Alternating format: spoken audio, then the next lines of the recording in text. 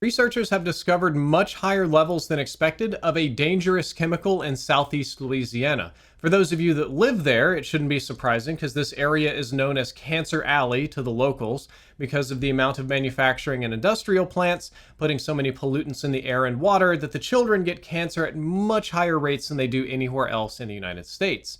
So what scientists wanted to do is use a more modern method of measuring the carcinogen ethylene oxide, which has, again, found to be cancer-causing, and they set up mobile air monitoring equipment and rolled through and discovered that it was 20 times higher than previously estimated or reported by the EPA. Here's the actual scientific paper, and it's, well, a little bit too verbose for TikTok, so we're not going to get into that.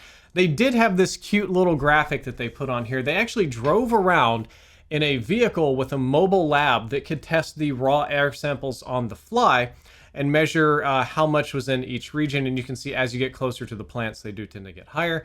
But what's interesting is they had a way to measure this before. I'm going to see if I can find it here in the text. Traditionally, ethylene oxide has been measured by gathering and storing air samples in stainless steel containers for later lab analysis. The problem is that the storage in the containers appears to alter the concentration of the gas over time.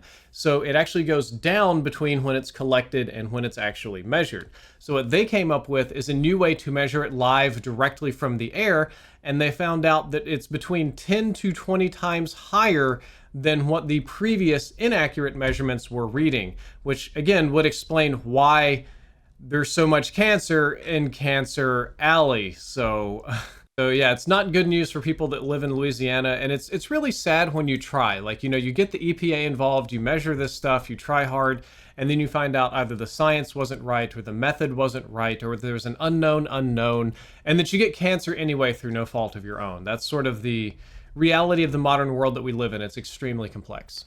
Let's start off today with a funny AI story. SoftBank's new AI audio service makes angry customers sound calm on the phone. So if you've ever had one of those days where you have to call into tech support or maybe a telemarketer, or somebody calls you and it just drives you absolutely crazy where you have to scream at the telemarketer, maybe in the future that'll be more socially acceptable because this will make you sound calm on the phone. So we'll go ahead and read about this just a little bit. The stated goal is to reduce the psychological burden on call center operators by changing the voices of complaining customers and calmer tones. It's called emotion canceling, and they came up with the idea after watching a TV program about customer harassment. So what they decided to do is if a woman's high-pitched voice is lowered into a lower tone, it's less resonant. A man's bass tone, which may be frightening for some employees, is raised to a higher pitch to sound softer. However, they ran into a unique problem, which is if the operator cannot tell if a customer is angry, the operator may not be able to react appropriately, which could just further upset the customer, which makes total sense.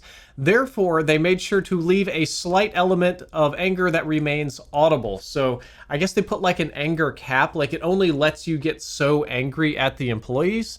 And as much as I generally gripe about AI here, I do feel like this is a useful thing because if you work at a call center, if you do tech support, if you're one of those people that has to do like 100 calls a day, not getting screamed at has to be great. All of my friends that have worked those jobs say they just get screamed at all day, every day until the point where it's like seriously depressing. Like it gets to you. Human beings are not meant to take that much negative social pressure.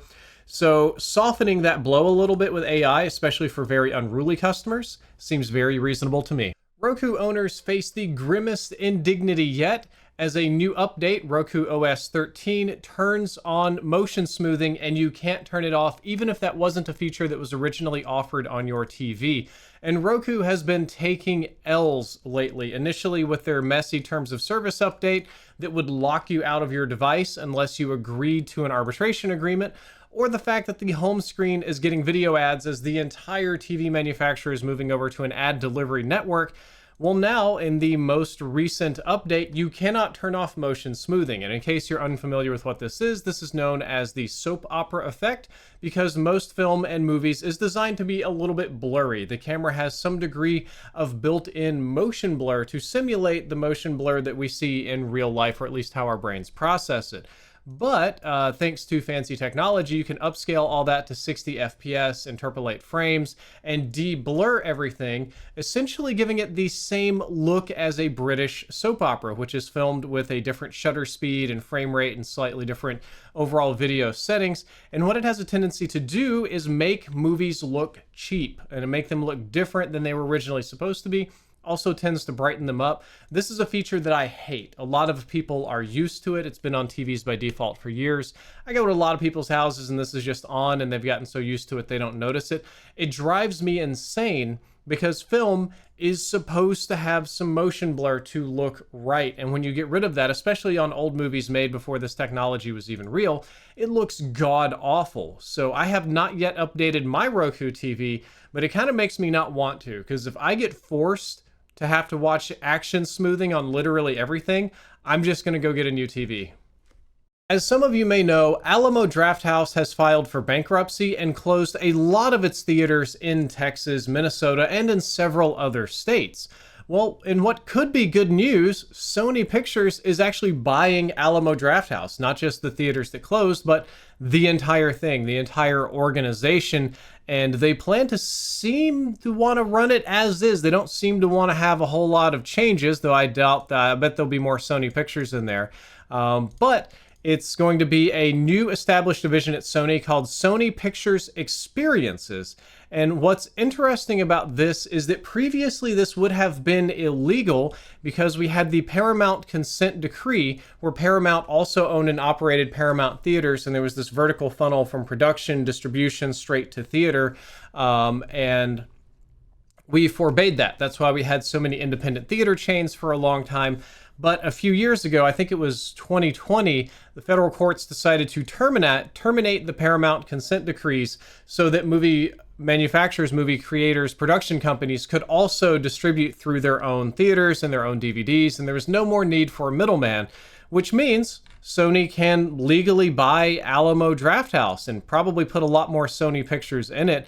I do have to say that all of the little bit of press that they're going on, all the things that they're saying, they seem interested in maintaining the Drafthouse as is. They seem to kind of understand what a fun movie-going experience is. Alamo Drafthouse was just the best place to go see movies here in Texas, hands down. They had a no talking, no cell phone policy. You get food and drinks, right, libations right there at the show.